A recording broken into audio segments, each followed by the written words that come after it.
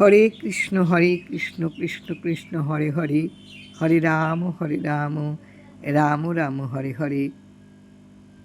পরমেশ্বর ভগবানের জন্ম মৃত্যু নেই, তাহলে শ্রীকৃষ্ণের জন্মলীলার তাৎপর্য কী? ব্যাধের স্বরাঘাতে তার মৃত্যু হলো কেন? উত্তর ঠাকুর দিচ্ছেন, ভগবান আর ভক্তের প্রতিশ্রুতি।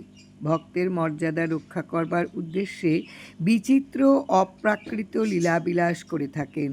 বহু জন্ম কঠোর তপস্যা করে ভগবানকে পুত্ররূপে লাভ করার বাসনা পূরণ করতে শ্রীকৃষ্ণ দেবকীর গর্ভে জন্মলীলা প্রকাশ করলেন। শাম্ভ ইত্যাদি কৃষ্ণের বংশধরদের মুনি ঋষিগণ একবার অভিশাপ দিয়েছিলেন, লৌহ মসুল দ্বারা যদুবংশ ধ্বংস হবে।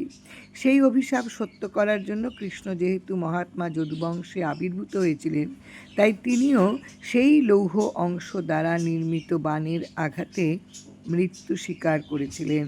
আর ব্যাধটি ছিল পূর্বকালের বালিপুত্র অঙ্গদ। রামের বাণের আঘাতে বালি বধ হলেও অঙ্গদ রামের ভক্ত ছিলেন, কিন্তু রামচন্দ্র বলেছিলেন পরবর্তীতে অঙ্গদের বাণের আঘাতে তিনি মৃত্যুবরণ করবেন।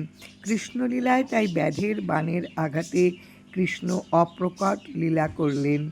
জয় রাম, হরে কৃষ্ণ, হরে কৃষ্ণ।